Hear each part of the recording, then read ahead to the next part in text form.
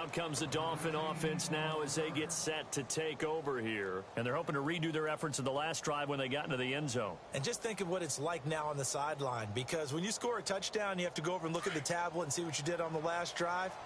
When you scored points, it's a whole lot better view than when you're trying to figure out how to fix things there. They'll start the drive with Drake. And able to break one tackle, but then quickly brought down. But a nice little gain. It's a 7-yard carry to set them up with a 2nd and 3.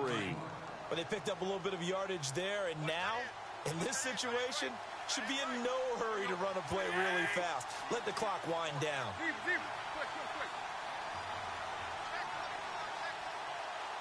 They send Stills in motion.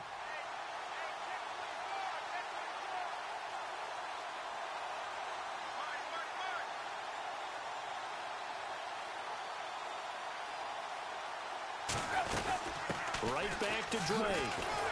And he's able to get out to the 32, brought down there. It's a gain of 4 there, and it gives him a new set of downs.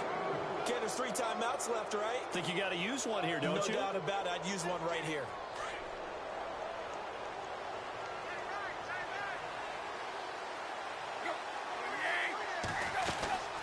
They'll run it now out of the gun. And they get him down, but not before he takes it across the 40-yard line. And now the Seahawks are going to take a timeout here on defense. It's just their first. They've got 2 more to use here in the final stages.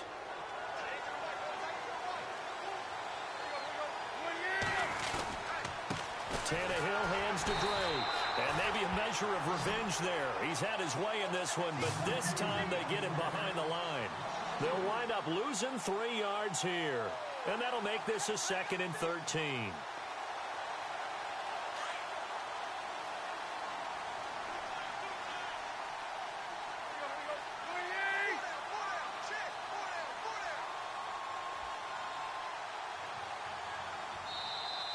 And now the Seahawks are going to call another timeout. That'll be their 2nd, so 1 more chance to stop the clock here. And we'll be back.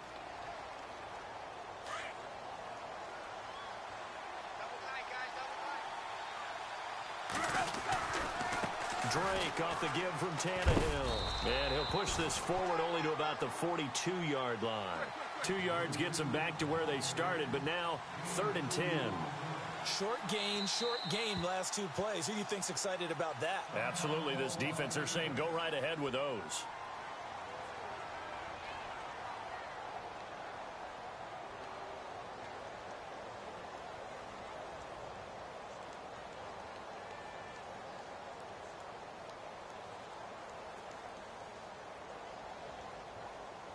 The Dolphins on 3rd down, 2 for 5 to this point. This is 3rd and 10.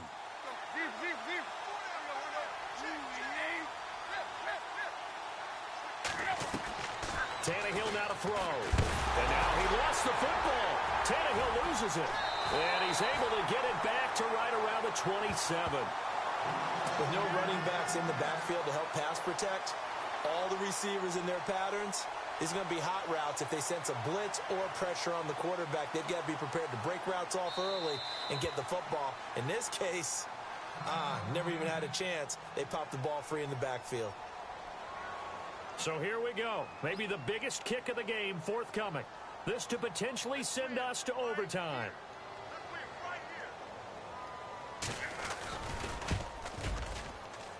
And his kick is indeed good. And they will tie this game here in the final seconds. So a money kick there in the final seconds. And now, barring any hijinks on the kickoff here, partner, I think you and I, we're going to settle in for a little overtime. And I wouldn't have it any other way. This has been a dogfight all through regulation. No reason to think it won't continue in the extra period. This is fielded a couple yards deep. And he'll wind up about 4 yards shy of where he would have been if he had taken a knee, as they'll start at the 21-yard line. And out come the Dolphins now. Tie game, and barring something incredible here, we're likely headed to overtime. And just a couple of scenarios here to keep in mind. One, if you want to be really aggressive, you do throw the Hail Mary and see if you can get something downfield. What would you do? What I would do is either hand it off inside or more likely I take a knee and let the clock run out. Because if I'm back there trying to throw and a sack happens, the ball comes free, I can lose the game here. If I get to overtime, I can still win it. Let's see if they are in line with Charles Davis. So a tie ball game here as the kick's away. That'll be taken in the end zone. They'll bring it back to just about the 25. Call it the 24-yard line. Seattle now ready to march onto the field. They control their own destiny here. They have the football in overtime. Obviously, a touchdown would win it. And I think teams around the league are still adjusting to the idea of going downfield, scoring a touchdown wins the game, because they were used to just going downfield and trying to get in field goal range to win a game. Still having to make that transition. Let's face it now, the ones who are doing it best know they need to go down, attack, put the ball in the end zone, and not leave it up to a field goal and give the other team a chance. Yeah, as we said, they control their own destiny now. And this one goes nowhere. Losing yardage on the play back at the 46. It'll wind up being a loss of 2. And it'll be 2nd and 12. Now it's Wilson. The Dolphins get there this time, and they bring him down. Cameron Wake in there to bury him for a loss of 11.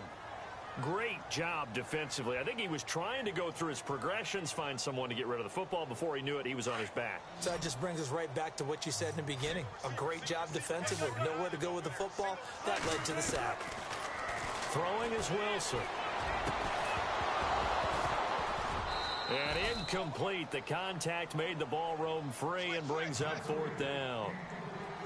Well done by the defense. They did their job here in overtime. Boy, did they ever, because now it's 4th and really long. So if you do decide to go for it, people think you might be a little bit on the nut side, don't they? But guess what? If I did decide to go for it, I'd call something deep. I'd throw a deep pass and hope that the defense didn't remember to just knock it down. If they intercept it, it's almost like a great punt and helps out your defense with field position. The Dolphins offense now heads back on the field. Their defense did its job, got the stop. All they need is 3, and this is over. Couldn't have done much else other than score themselves and end it.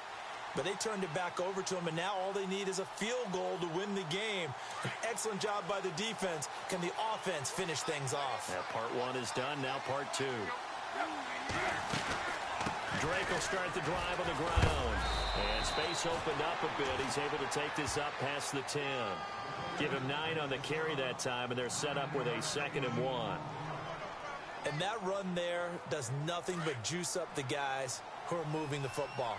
I mean, if you're an offensive lineman, people running it, actually the guy calling plays, you're almost jumping up and down in jubilation, aren't you? Yeah, now you've got options on 2nd down. And big-time options. You might want to think about play action and try and get something cheap right here over the top. And they'll bring him down right around the 13.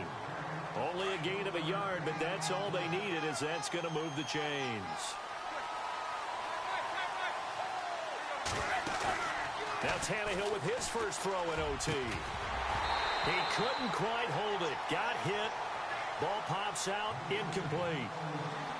That's very well timed there defensively, because it's not a bad throw, but the collision came at the exact time he was reaching to bring in the football. Really, really well done. Decent offense, just better defense. I think you're right. 2nd and 10. Tannehill once more. And he comes back with one complete. And he's taken down, but not before he gets this across the 25-yard line. A Miami first down on the 14-yard pickup. Here's Tannehill. Quick hitter here. It's complete. There he goes left side. And he is in for the score.